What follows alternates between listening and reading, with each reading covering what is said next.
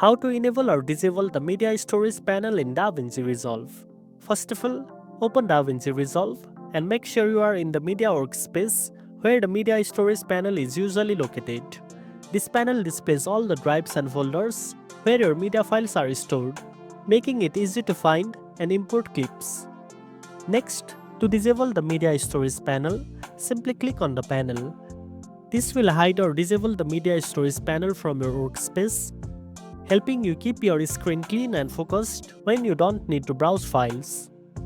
When you want to enable the panel again, just click on the media storage icon and the panel will reappear with all your files ready to access.